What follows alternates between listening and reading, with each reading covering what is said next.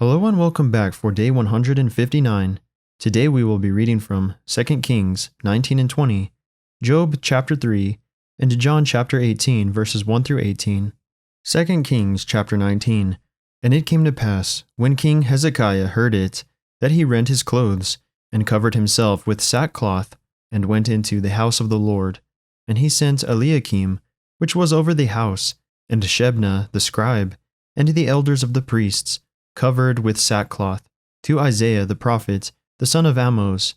And they said unto him, Thus saith Hezekiah, This day is a day of trouble, and of rebuke, and blasphemy, for the children are come to the birth, and there is not strength to bring forth. It may be the Lord thy God will hear all the words of Rabshakeh, whom the king of Assyria, his master, hath sent to reproach the living God, and will reprove the words which the Lord thy God hath heard. Wherefore lift up thy prayer for the remnants that are left. So the servants of King Hezekiah came to Isaiah, and Isaiah said unto them, Thus shall ye say to your master, Thus saith the Lord, Be not afraid of the words which thou hast heard, with which the servants of the king of Assyria have blasphemed me. Behold, I will send a blast upon him, and he shall hear a rumor, and shall return to his own land, and I will cause him to fall by the sword in his own land. So Rabshakeh returned, and found the king of Assyria warring against Libnah, for he had heard that he was departed from Lachish. And when he heard say of Tirhakah, king of Ethiopia, Behold, he is come out to fight against thee, he sent messengers again unto Hezekiah, saying, Thus shall ye speak to Hezekiah, king of Judah, saying, Let not thy God, in whom thou trustest, deceive thee, saying, Jerusalem shall not be delivered into the hand of the king of Assyria. Behold, thou hast heard what the kings of Assyria have done to all lands, by destroying them utterly. And shalt thou be delivered? Have the gods of the nations delivered them, which my fathers have destroyed, as Gozan, and Haran, and Rezeph, and the children of Eden, which were in Thalasar? Where is the king of Hamath, and the king of Arpad, and the king of the city of Sepharvaim, of Hena, and Eva? And Hezekiah received the letter of the hand of the messengers, and read it. And Hezekiah went up into the house of the Lord, and spread it before the Lord. And Hezekiah prayed before the Lord, and said, O Lord God of Israel, which dwellest between the cherubims, thou art the God, even thou alone, of all the kingdoms of the earth. Thou hast made heaven and earth. Lord, bow down thine ear, and hear. Open, Lord, thine eyes, and see, and hear the words of Sennacherib, which hath sent him to reproach the living God. Of a truth, Lord, the kings of Assyria have destroyed the nations and their lands, and have cast their gods into the fire, for they were no gods, but the work of men's hands, wood and stone. Therefore they have destroyed them. Now therefore, O Lord our God, I beseech thee, save thou us out of his hand, that all the kingdoms of the earth may know that thou art the Lord God, even thou only. Then Isaiah the son of Amoz sent to Hezekiah, saying, Thus saith the Lord God of Israel, That which thou hast prayed to me against Sennacherib, king of Assyria, I have heard. This is the word that the Lord hath spoken concerning him. The virgin, the daughter of Zion, hath despised thee, and laughed thee to scorn. The daughter of Jerusalem hath shaken her head at thee. Whom hast thou reproached and blasphemed? And against whom hast thou exalted thy voice, and lifted up thine eyes on high? Even against the Holy One of Israel. By thy messengers thou hast reproached the Lord, and hast said, With the multitude of my chariots I am come up to the height of the mountains, to the sides of Lebanon, and I will cut down the tall cedar trees thereof, and the choice fir trees thereof, and I will enter into the lodgings of his borders, and into the forest of his Carmel. I have digged and drunk strange waters, and with the sole of my feet have I dried up all the rivers of besieged places. Hast thou not heard, long ago, how I have done it, and of ancient times that I have formed it? Now have I brought it to pass, that thou shouldest be to lay waste fenced cities, into ruinous heaps. Therefore their inhabitants were of small power, they were dismayed and confounded.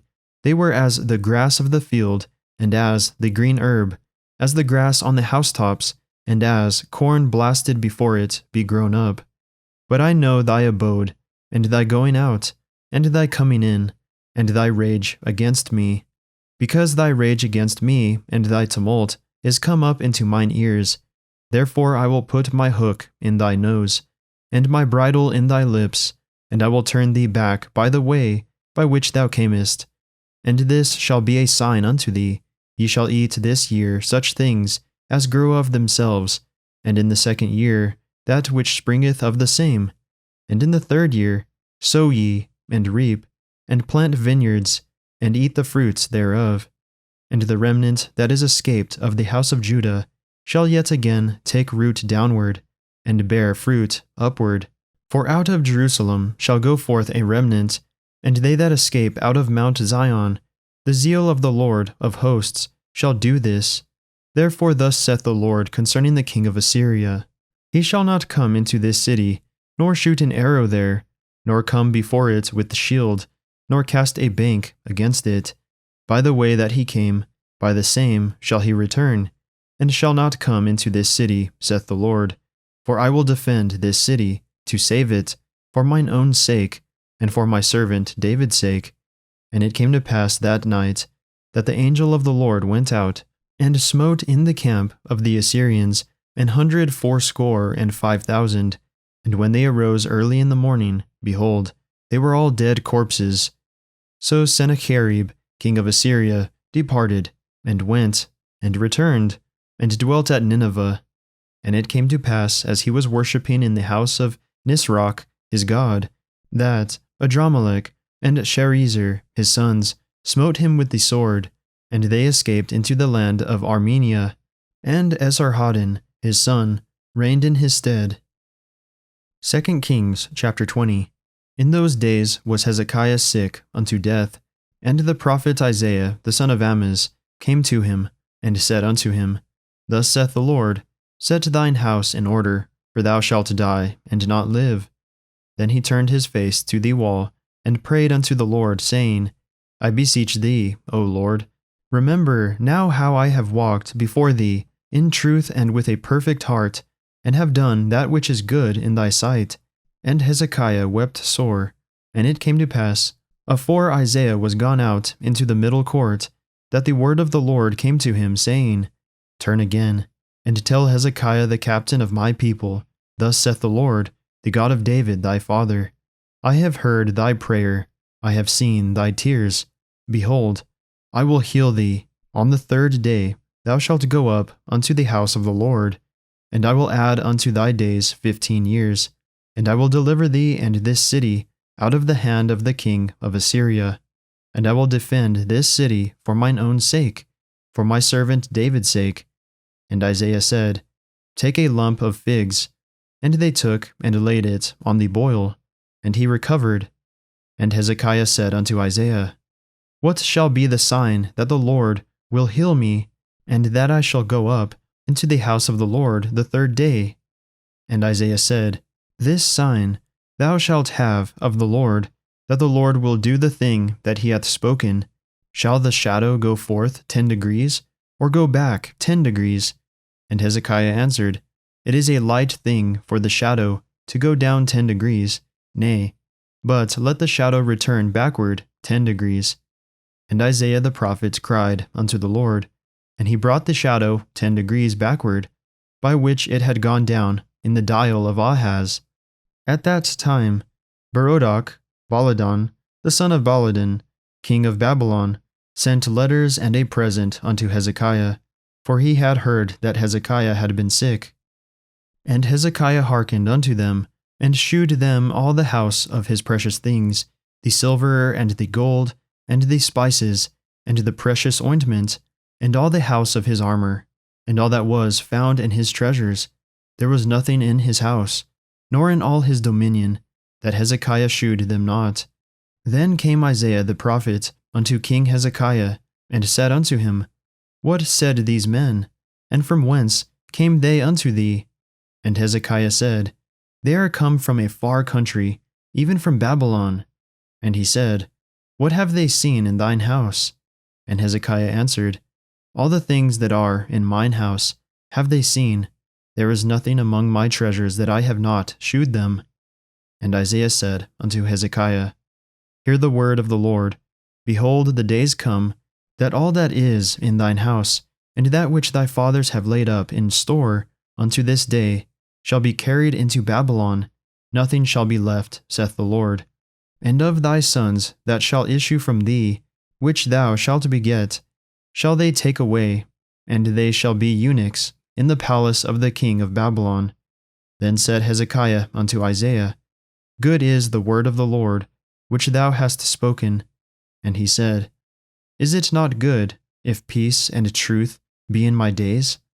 And the rest of the acts of Hezekiah and all his might, and how he made a pool and a conduit, and brought water into the city, are they not written in the book of the chronicles of the kings of Judah? And Hezekiah slept with his fathers, and Manasseh his son reigned in his stead. Job chapter 3. After this opened Job his mouth, and cursed his day. And Job spake and said, Let the day perish wherein I was born, and the night in which it was said, There is a man-child conceived. Let that day be darkness. Let not God regard it from above, neither let the light shine upon it. Let darkness and the shadow of death stain it. Let a cloud dwell upon it. Let the blackness of the day terrify it. As for that night, let darkness seize upon it. Let it not be joined unto the days of the year. Let it not come into the number of the months. Lo, let that night be solitary. Let no joyful voice come therein. Let them curse it that curse the day, who are ready to raise up their mourning. Let the stars of the twilight thereof be dark. Let it look for light, but have none. Neither let it see the dawning of the day, because it shut not up the doors of my mother's womb, nor hid sorrow from mine eyes. Why died I not from the womb? Why did I not give up the ghost when I came out of the belly? Why did the knees prevent me, or why did the breasts that I should suck? For now should I have lain still and been quiet. I should have slept.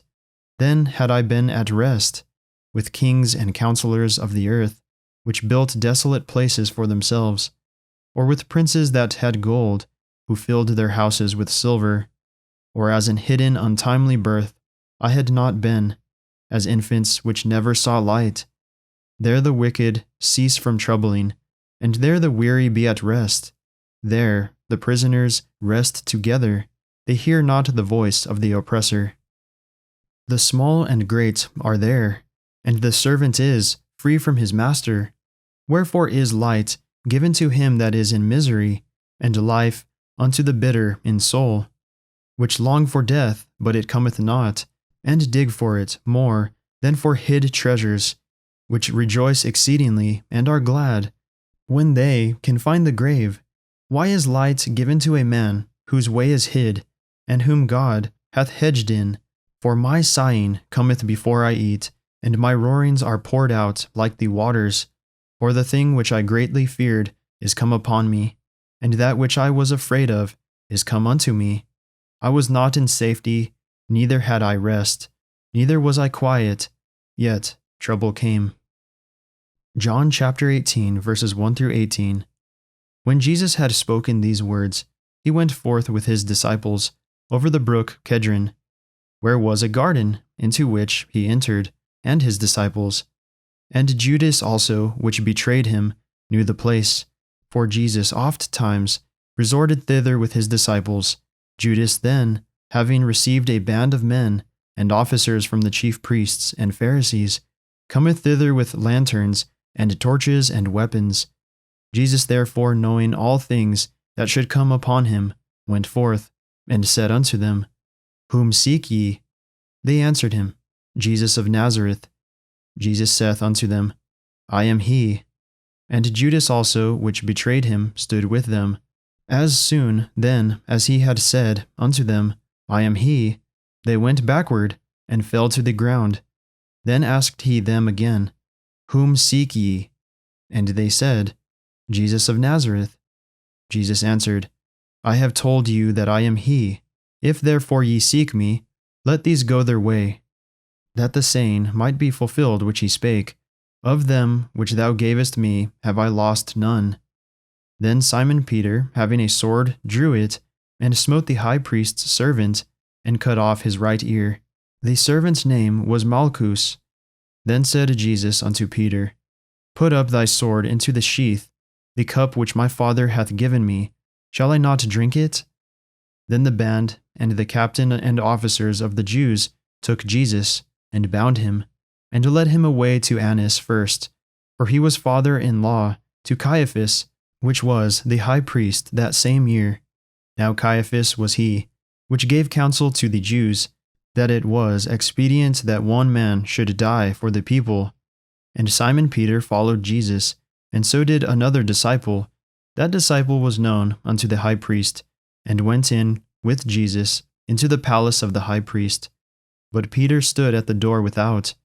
Then went out that other disciple, which was known unto the high priest, and spake unto her that kept the door, and brought in Peter. Then saith the damsel that kept the door unto Peter, Art not thou also one of this man's disciples? He saith, I am not. And the servants and officers stood there, who had made a fire of coals, for it was cold, and they warmed themselves. And Peter stood with them, and warmed himself. That concludes our reading for the day. May the Lord bless everyone listening with strength, health, and courage, today and always.